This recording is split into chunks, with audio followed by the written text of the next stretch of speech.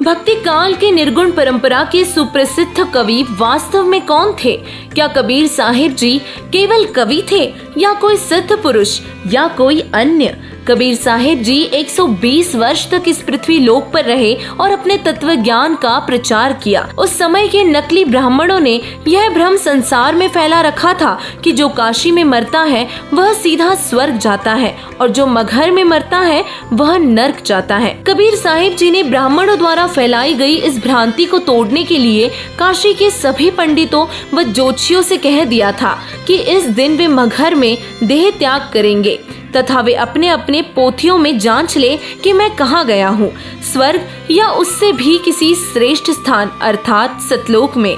ऐसा कहकर कबीर साहिब जी ने काशी में मगहर के लिए प्रस्थान किया। कबीर साहिब जी के उस समय शिष्य दोनों धर्म हिंदू तथा मुसलमान के लोग थे। राजा बीर सिंह बघेल एवं बिजली खां पठान भी कबीर साहिब जी के शिष्य थे। वे चाहते थे कि वे अपने गुरुदेव के शरीर को अपनी अपनी रीति रिवाज के अनुसार अंतिम संस्कार करेंगे और इसी कारण से बीर सिंह बघेल और बिजली खां पठान दोनों युद्ध के उद्देश्य से सेना लेकर मगहर में पहुँच गए। कबीर साहिब जी ने बहुत ज्यादा संख्या में सेना को देखकर दोनों राजाओं को फटकार लगाई, क्योंकि वे अंतर्यामी थे, सब जानते थे, तथा पुनः समझाया कि तुम एक पिता की संतान हो, हिंदू मुस्लिम अलग नहीं है, व झगड़ा करने से मना किया। वास्तव में एक बहुत बड़ा गृह युद्ध कबीर साहिब जी ने टाल दिया। फिर कबीर साहिब जी ने एक चद्दर बिछवाई एवं उसके ऊपर स्वयं लेटकर अन्य चद्दर ओढ़ ली। कुछ फूल नीचे वाली चद्दर पर बिछा दिए। तत्पश्चात आकाशवाणी हुई कि कोई झगड़ा न करना, इस चद्दर के नीचे जो भी मिले उसे आप हिंदू व मुसलमान आधा आधा बांट कर ले। और कबीर साहिब जी बोले कि मैं स्वर्ग से भी ऊंचे उस स्थान सतलोक में जा रहा हूँ।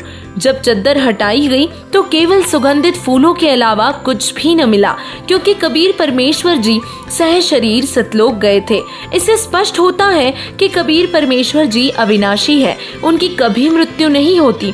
वे सह शरीर आए थे, वो सह शरीर ही चले गए। उस स्थान में और रुदन होने लगा। बिना झगड़ा किए दोनों धर्मों ने आधे आधे फूल बांटे एवं उस पर एक यादगार बना दी, जो आज भी मगहर में विद्यमान है। आज भी मगहर में कबीर परमेश्वर जी के आशीर्वाद से हिंदू व मुस्लिम भाईचारे के साथ रहते हैं। वह धर्म के नाम पर आपस में कोई झगड़ा नहीं करते हैं। अधिक जानकारी के लिए संत रामपाल जी महाराज ऐप प्ले स्टोर से डाउनलोड करें और संत रामपाल जी महाराज यूट्यूब चैनल पर वीडियोस देखें और सब्सक्राइब करें।